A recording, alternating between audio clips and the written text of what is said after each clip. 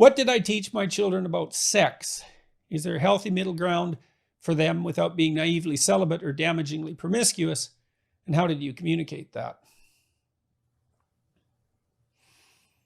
You know, I didn't teach them, my kids, much explicitly about sex. I actually don't remember any conversations about sex per se.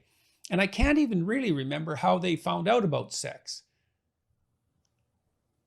I'm certain that they knew the basic mechanics plenty early enough.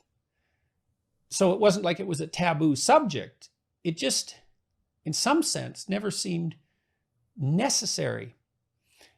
Now, that doesn't mean that there wasn't any instruction about sex in our household. I mean, the kids watched, what do you teach children about sex? Well, you teach them how to be good people in the broadest possible sense. And so one element of that would be, don't casually use and hurt other people.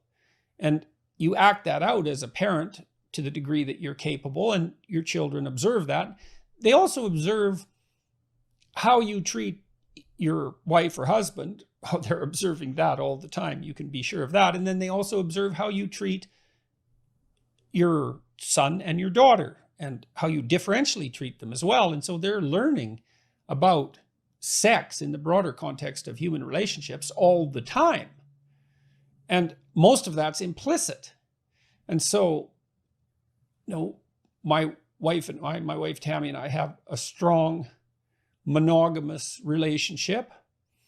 That's what we explicitly committed to and what we both implicitly desire.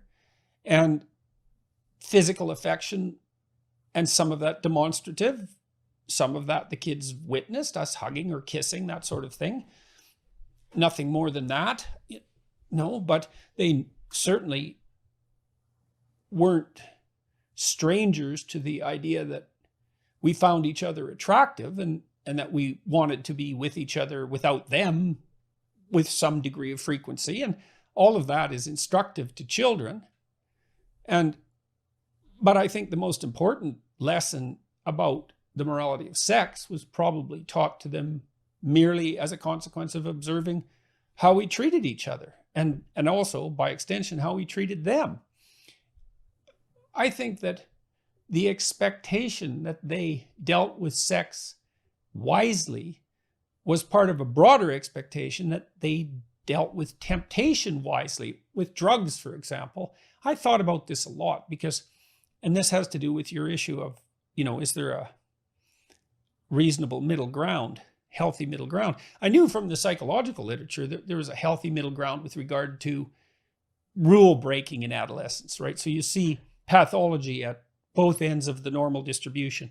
There's kids who break rules all the time, the antisocial types, and they, they're at risk for being arrested and for long-term criminal behavior. They're at higher risk for that sort of thing, and getting in trouble at school, getting in trouble with the police as teenagers, all of that.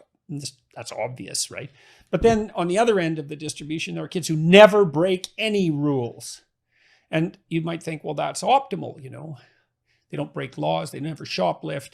And this is not a pro-shoplifting message, by the way. But, healthy teenagers push the limits. They break some rules. The ones who never do that sort of thing tend to have a proclivity towards internalizing disorders. That's what they're called. Externalizing disorders are disorders of acting out, and internalizing disorders are more like depression and anxiety. So they tend to be over-inhibited and over-emotional in a negative sense, and suffer more from depression and anxiety because they're terrified. And that's partly why they don't break any rules. They're too afraid. And that has a detrimental long-term consequence for them. So, you don't want your children to be unable to take risks because they're terrified of doing something wrong, of breaking a rule. And they need to test limits. With drugs, I told them,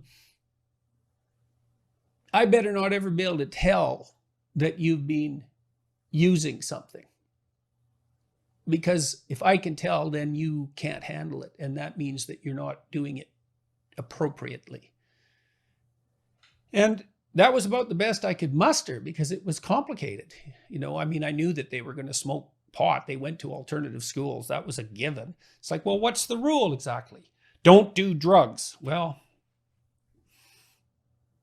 they probably observed Tammy or I taking the odd puff.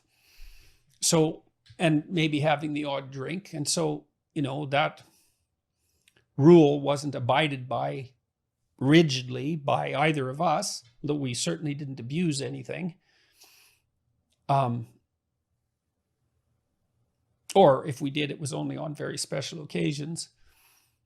So I thought a lot about what the rule is. And the rule is, don't be an idiot. If you're going to smoke pot, don't smoke so much that you're a drooling moron and everyone can tell you're stoned from 2 blocks away, because that's humiliating to you and to the observer as well. It's degrading.